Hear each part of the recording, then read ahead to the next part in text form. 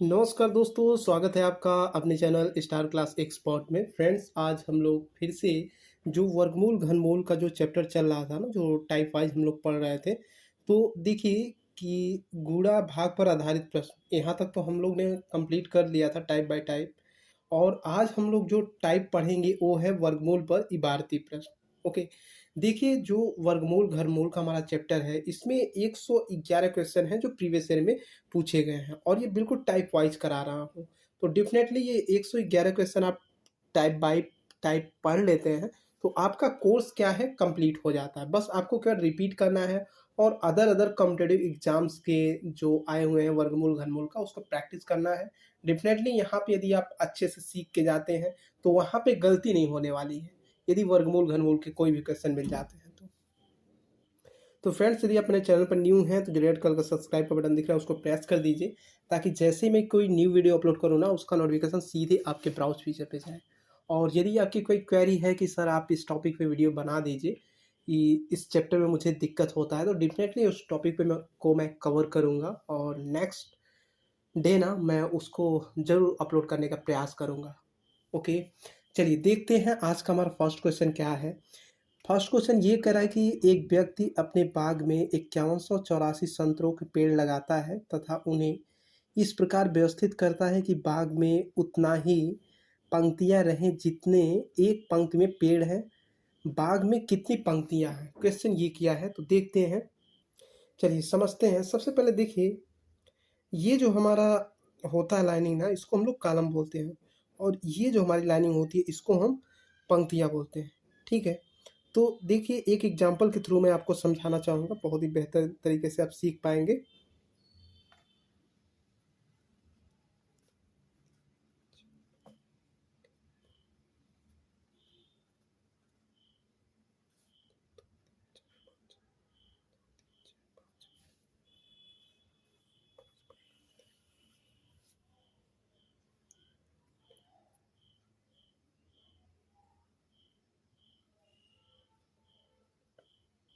तो देखिए देखिए इसमें क्वेश्चन क्या कह रहा है, अभी मैं समझा दे रहा हूँ। देखिए, मान लीजिए हमको कोई पेड़ लगाना है, तो कॉलम में मान लीजिए हम लोग 5 पेड़ लगा देते हैं, और उसके बाद कह रहा है कि आपको पंक्ति में भी उतना ही पेड़ लगाना है जितना आप कॉलम में लगा रहे हैं।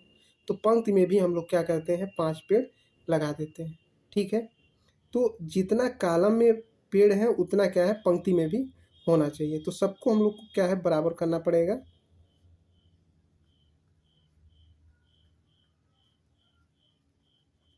ओके, अब हमको इसमें पता करना है कि कितनी पंक्तियां हैं। ठीक है, ये चीज़ हमको पता करना है। तो ध्यान दीजिए, यदि पंक्ति और कॉलम सेम है तो देखिए पंक्ति और कॉलम क्या है, सेम है। यदि ये सिचुएशन आता है, देखिए यदि ये सिचुएशन आता है कि पंक्ति और कॉलम सेम हो, तो आपको क्या करना है। देखिए कॉलम में कितने पेड़ लगे हैं, 5। पंक्ति में कितने लगे हैं, 5। इन सब का आपको क्या करना है, गुणा कर देना है।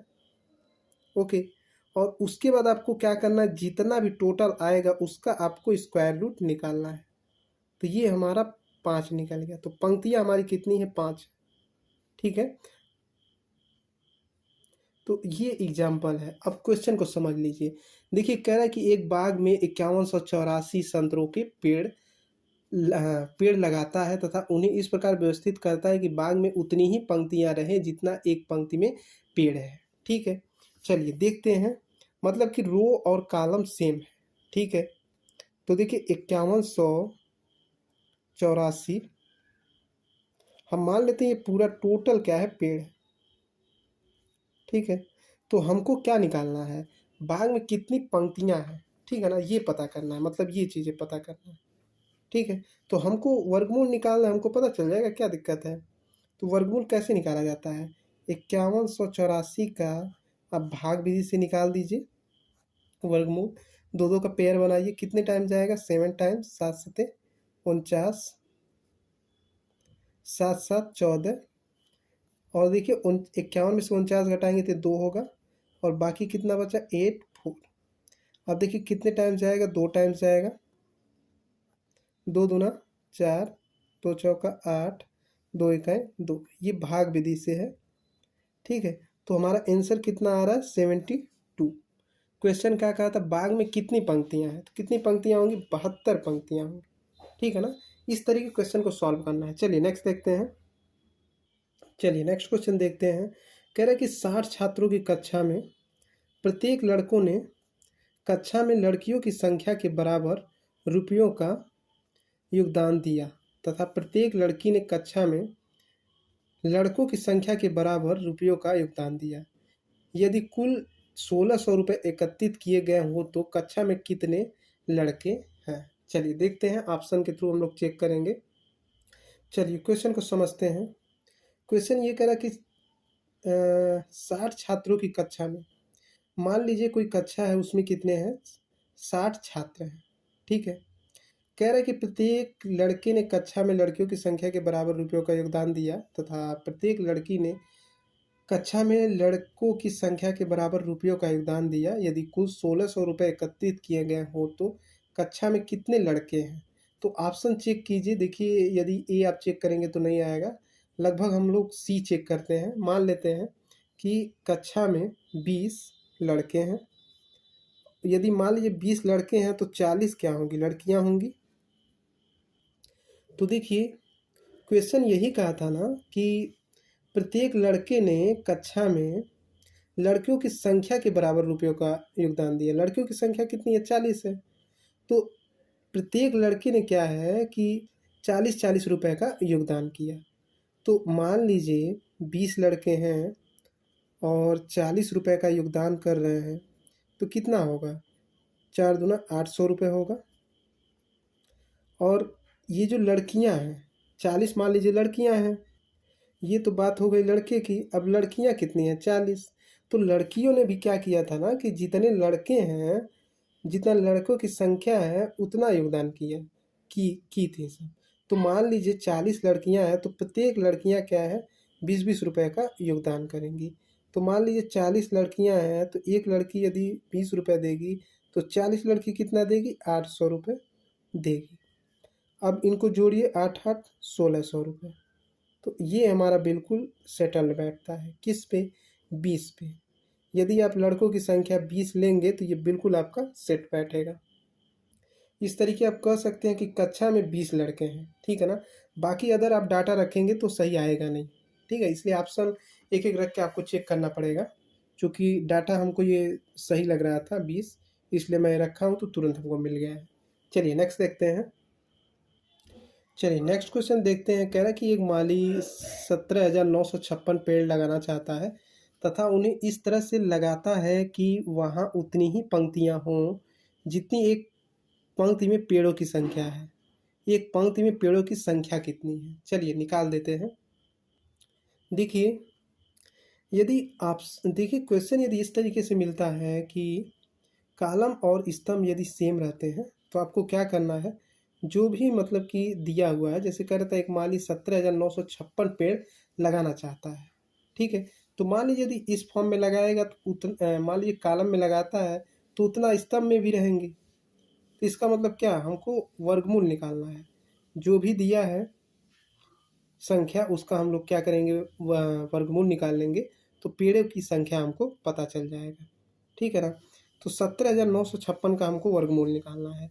वर्गमूल कैसे निकाला जाता है, देखिए 17,956 आप कुछ मत कीजिए, भाग विधि से निकाल लिया कीजिए।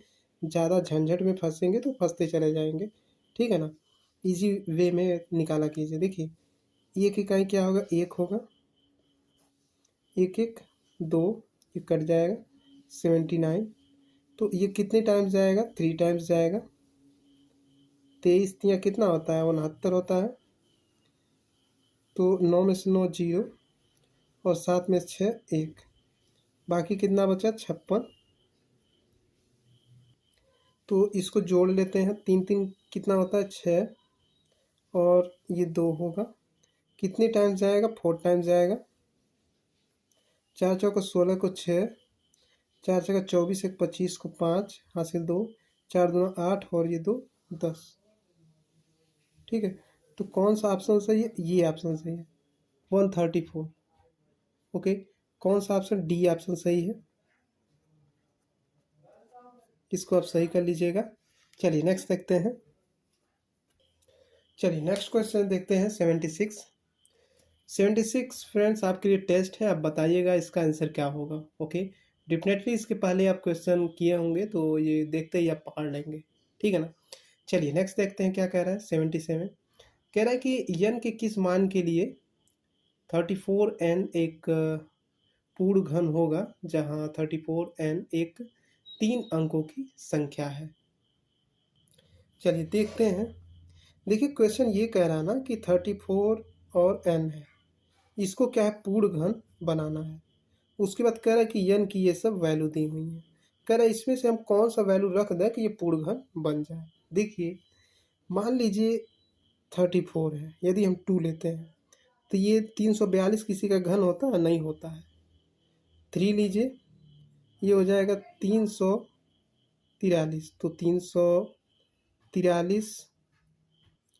तो देखिए यदि आप n का वैल्यू 3 यहाँ पे लेंगे ना तो बेशक क्या है, ये देखिए 7 का घन होता है, ठीक है ना। तो ये आपका घन हो जाएगा। तो हमको कौन सा वैल्यू रखना पड़ेगा घन बनाने के लिए, ये देखिए बी ऑप्शन में आपका 3 दे रहा है ना, तो इसको आप सही कर लीजिएगा। ओके, तो आज के लिए बस इतना ही फ्रेंड्स। यदि आपको वीडियो पसंद आया हो तो जितना हो सके इसे लाइक और शेयर करने का प्रयास कीजिए, ताकि इससे से बेस्ट लेक्चर मैं ला के दे सकूँ। और यदि आपकी कोई क्वेरी है कि सर आप इस टॉपिक पे वीडियो बना दीजिए, तो डेफिनेटली आप कमेंट कीजिएगा, उस टॉपिक पे मैं वीडियो बनाने का प्रयास करूँगा। तो मिलते हैं friends next day next lecture में। तब तक के लिए जय हिंद जय भारत, आपका दिन शुभ हो।